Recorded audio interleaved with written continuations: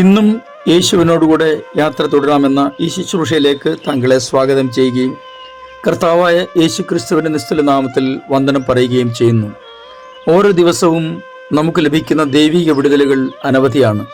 ദൈവത്തിൻ്റെ വചനത്താലും ദൈവത്തിൻ്റെ സാന്നിധ്യത്താലുമാണ് ഇതൊക്കെ നമുക്കുണ്ടാകുന്നതെന്നത് പ്രത്യേകിച്ചും എടുത്തു പറയേണ്ട കാര്യമൊന്നുമില്ല.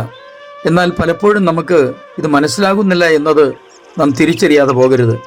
ദൈവത്തിൻ്റെ വചനത്താലും ദൈവത്തിൻ്റെ സാന്നിധ്യത്താലും ഒരാൾക്ക് വിടുതലും ആശ്വാസവും ലഭിക്കുന്നത് നമ്മൾ എപ്പോഴൊക്കെ ദൈവത്തിലും ദൈവത്തിൻ്റെ വചനത്തിലും പൂർണ്ണമായി ആശ്രയം വയ്ക്കാൻ കഴിയുമോ അപ്പോഴൊക്കെയാണ്. നമ്മൾ ചിലപ്പോഴൊക്കെയെങ്കിലും ദൈവവചനത്തിൽ നിന്നും കുറേയൊക്കെ വഴുതി മാറാറുണ്ട്. പൂർണ്ണമായ ആശ്രയത്തിൽ നമ്മൾ മുന്നോട്ട് പോകാൻ കഴിയാത്ത അവസ്ഥയും ഉണ്ടാകാറുണ്ട്. അതൊക്കെ സ്വാഭാവികമാണ്. ദൈവത്തിൻ്റെ വചനത്താൽ നമുക്ക് ആശ്വാസം ലഭിക്കുമ്പോൾ തന്നെ ഒരു കാര്യം നമ്മൾ മറന്നു പോകരുത്, നമ്മളും മറ്റുള്ളവർക്ക് ആശ്വാസം പകരുവാൻ കടപ്പെട്ടവരാണ്. തുടർന്ന് അങ്ങനെ ഒരു ചിന്ത നിങ്ങളുമായി പങ്കുവയ്ക്കുവാൻ കർത്താവിൽ ശരണപ്പെടുന്നു. ഇന്നും നമുക്ക് യേശുവിനോടുകൂടെ യാത്ര തുടരാം. ചില നിമിഷങ്ങളിലെ തുടർധ്യാനത്തിനായി അപ്പോസ്തലനായ പൗലോസ് ഗലാത്യർക്ക് എഴുതിയ ലേഖനം 6-ാം അധ്യായം 2-ാം വാക്യം വായിക്കട്ടെ.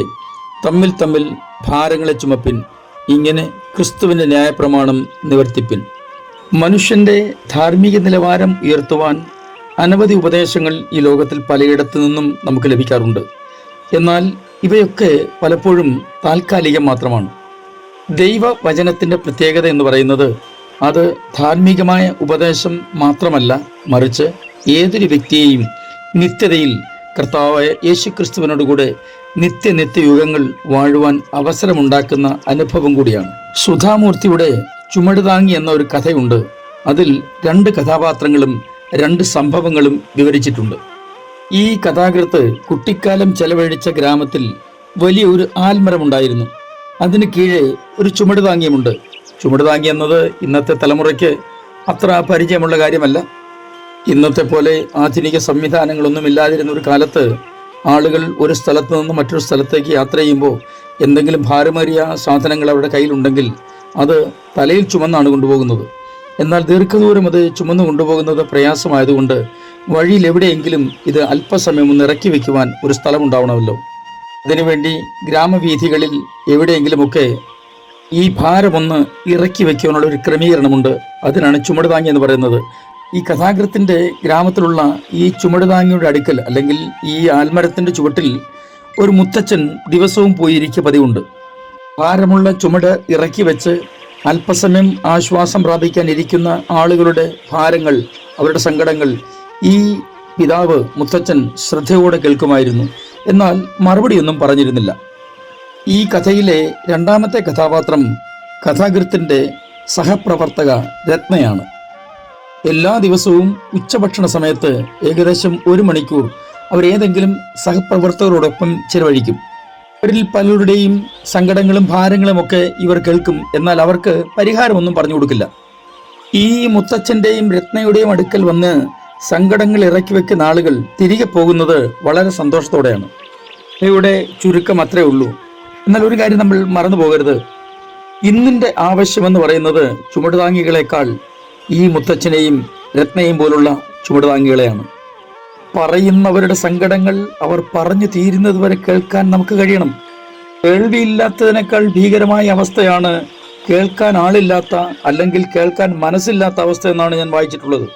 നിങ്ങളുടെ സങ്കടങ്ങൾ മുഴുവൻ കേൾക്കാൻ ഒരാളുണ്ടായിരുന്നെങ്കിൽ എത്രയോ പേർ ജീവിതത്തിൽ രക്ഷപ്പെടുമായിരുന്നു. ആർക്കും തന്നെ കേൾവി കൊടുക്കാൻ നമുക്ക് കഴിഞ്ഞില്ല എന്ന് വന്നേക്കാം. എന്നാൽ അവരുടെ സങ്കടങ്ങൾക്ക് ചെവി കൊടുക്കാൻ നമുക്ക് കഴിയാതെ പോകരുത്. മറ്റൊരാളുടെ സങ്കടങ്ങൾ അത് കേട്ടുകൊണ്ട് കുറേ നേരമെങ്കിലും അവരോടൊപ്പം സമയം ചെലവഴിക്കുമെങ്കിൽ അതൊരു നല്ല കാര്യമല്ലേ? നിങ്ങൾ മറ്റൊരാൾക്ക് എന്ത് നൽകി എന്നൊരാൾ ചോദിച്ചാൽ ആശ്വാസം നൽകി എന്ന് പറയാൻ കഴിയുന്നതിനേക്കാൾ വലിയ ആശ്വാസം എന്താണുള്ളത്? വാസ്തവത്തിൽ ആശ്വാസം എന്നത് ജീവശ്വാസം തന്നെയാണ്. നമ്മൾ നൽകുന്ന ഈ ആശ്വാസമുണ്ടല്ലോ, അവർക്കത് ശിഷ്ടകാലം മുഴുവനുള്ള ചുമടുതാങ്ങിയായി മാറും. ആശ്വാസം നൽകാനുള്ള ഏറ്റവും ലളിതവും ഫലപ്രദവുമായ മാർഗമെന്ന് പറയുന്നത് അവരുടെ സങ്കടങ്ങൾക്ക് ചെവിയൊടുക്കൽ മാത്രമാണ്. എന്തെങ്കിലും പുണ്യപ്രവൃത്തി ചെയ്യാൻ വിശുദ്ധ വേദപുസ്തകം മുഴുവൻ കാണാപ്പാഠം പഠിച്ചതുകൊണ്ട് കാര്യമൊന്നുമായില്ല. തിയോളജിയിൽ ഡിഗ്രി സമ്പാദിച്ചത് കൊണ്ടോ ഡോക്ടറേറ്റ് എടുത്തത് കൊണ്ടോ കാര്യമായില്ല. വലിയ കാര്യങ്ങളൊന്നും നമുക്ക് ചെയ്യാൻ ഒരുപക്ഷെ അവസരം കിട്ടിയില്ല എന്ന് വന്നേക്കാം. എങ്കിലും മറ്റൊരാളുടെ കൊച്ചു കൊച്ചു സങ്കടങ്ങൾ കേൾക്കാൻ അവസരമുണ്ടാക്കി കൊടുക്കില്ലേ? അതല്ലേ നല്ല കാര്യം. നോക്കൂ, നമ്മുടെ കർത്താവ് സങ്കടങ്ങൾ കേൾക്കാൻ വളരെ ഇഷ്ടമുള്ളയാളായിരുന്നു, അല്ലെങ്കിൽ മറ്റൊരാളുടെ സങ്കടത്തിന് ചെവി കൊടുക്കുന്നയാളായിരുന്നു. തന്നെയുമല്ല, അവരുടെ സങ്കടങ്ങൾക്ക് പരിഹാരമുണ്ടാക്കി അവരോട് മനസ്സലിഞ്ഞ് അവരോട് കൂടെ ഇരുന്ന് കരയുക പോലും ചെയ്തിട്ടുണ്ടെന്നല്ലേ തിരുവചനം നമ്മൾ പഠിക്കുന്നത്. ഏതെങ്കിലും വിധത്തിലൊക്കെ മറ്റൊരാളുടെ ഭാരങ്ങൾ ചുമക്കാൻ നമുക്കും ശ്രമിക്കാം. ദൈവം സഹായിക്കട്ടെ. ഞാൻ നിങ്ങൾക്കൊണ്ട് പ്രാർത്ഥിക്കുന്നു.